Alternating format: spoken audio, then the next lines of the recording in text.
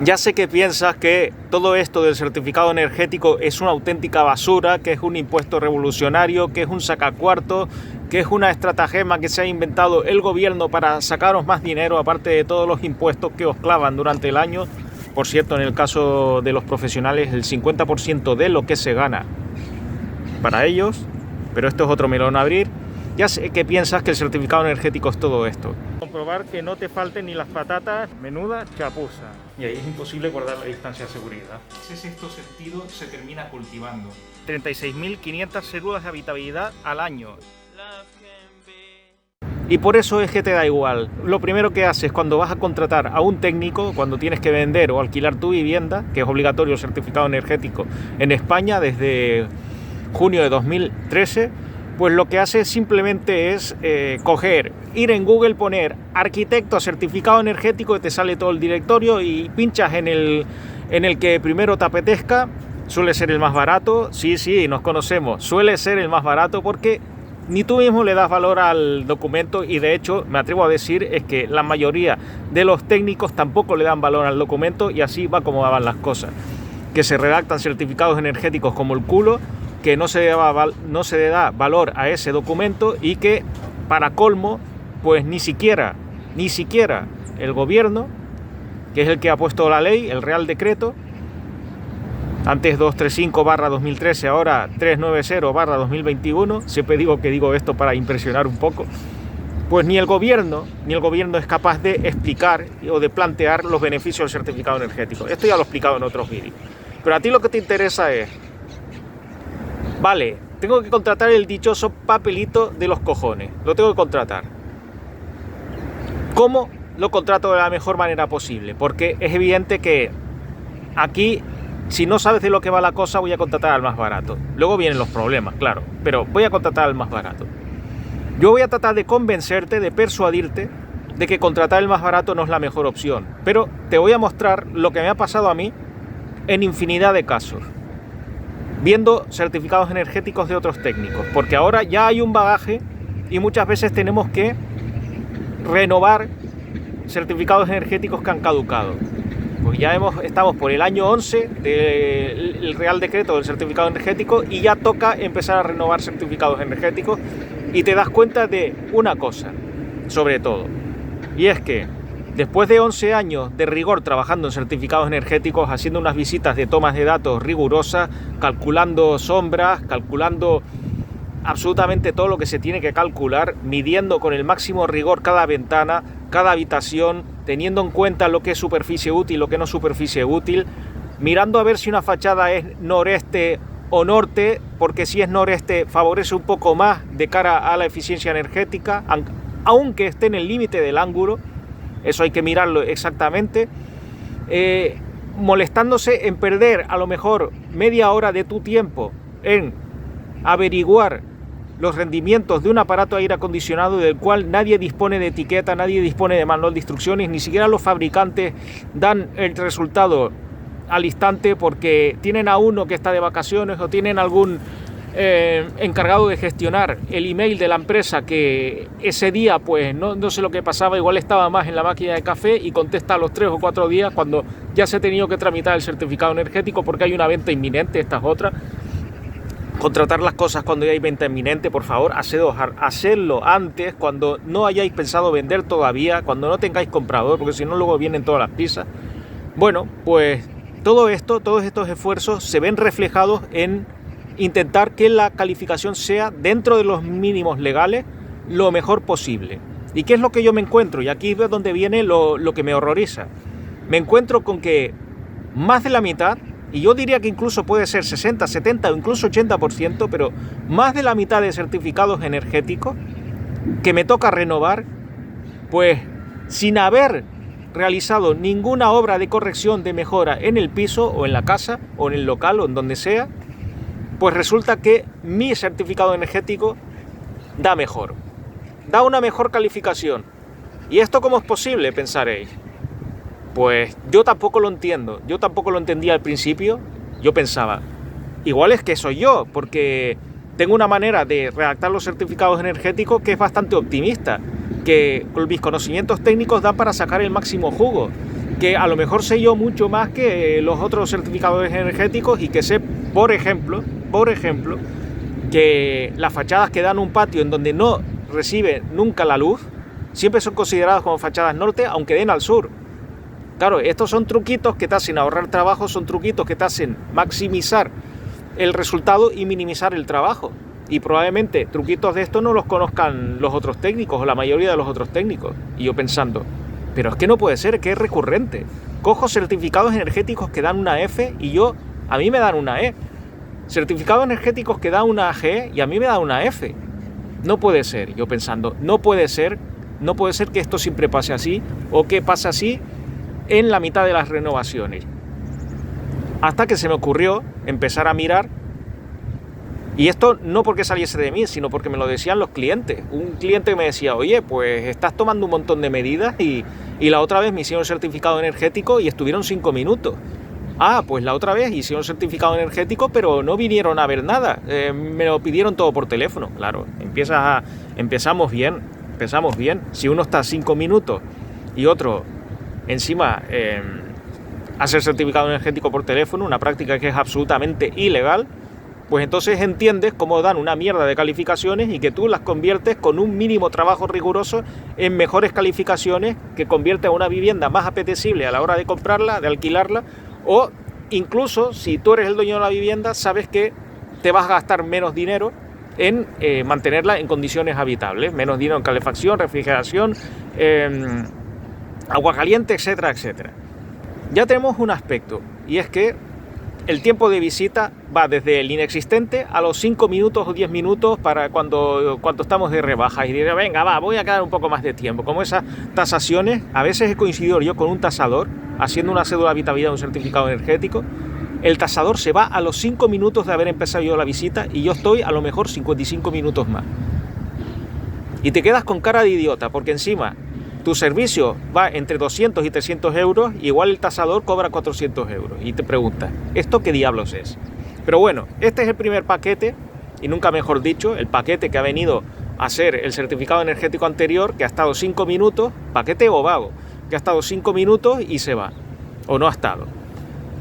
Por eso pueden explicarse muchas calificaciones energéticas que a mí me dan mejor que el anterior certificado energético, pero no todas, porque yo quiero entender que cuando un arquitecto técnico, un ingeniero o un arquitecto va a un piso, pues empieza a recordar todos los años que se ha pasado estudiando, todos los años de carrera, todos los años de cafetería, estudiando para parciales, y digo, no puede ser que te hayas pasado estudiando tantos años para luego llegar a un piso y solventar un trabajo en 5 minutos porque realmente ese trabajo lo odias, o no querías haber hecho la carrera de arquitecto, o te gustaría más haber sido futbolista profesional o astronauta. No lo sé, pero el caso es que lo has hecho así. Pero vamos a suponer que no pueden ser todos los arquitectos así, es que es imposible.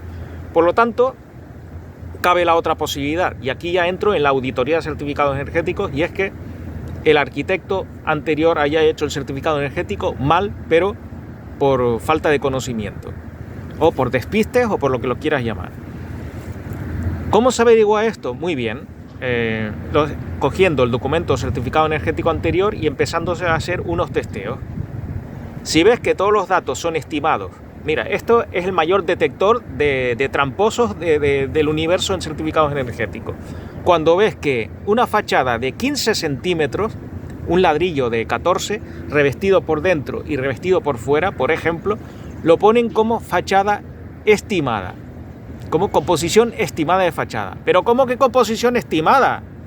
Si ya sabemos perfectamente cómo es la fachada, ladrillo, revestimiento y revestimiento, no puede ser estimada.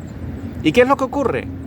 Que la calificación energética con composición estimada da mucho peor que la calificación energética con una fachada que sabemos cómo es. Porque el programa de certificación energética siempre trata de ser conservador. Y si hay un momento en que nosotros no podemos averiguar el grueso de una fachada o la composición de una fachada, que suele ser bastantes veces, a veces dudas mucho si hay una cámara de aire o no, pero en este caso de 15 centímetros, pues te encuentras que valores estimados, digo, este tío ha hecho trampa. Y claro, te puede bajar muchísimo la calificación energética, es decir, que la letra sea peor, que pasar de una E a una F o una G. Porque mientras que una fachada puede ser de transmitancia 1,5, la que tiene valores estimados pues te la sube a 2,4. Y es una barbaridad. Es una auténtica barbaridad. Con fachadas esto pasa un montón.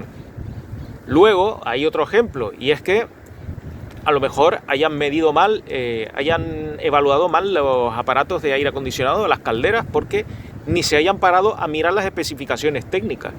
Un minutito mirando a ver si hay placas o preguntando los manuales. ¿Qué es lo que ocurre? Otra vez los valores estimados, el programa a lo mejor te da un rendimiento de 250 cuando en realidad esa bomba de calor tenía un rendimiento del 400%.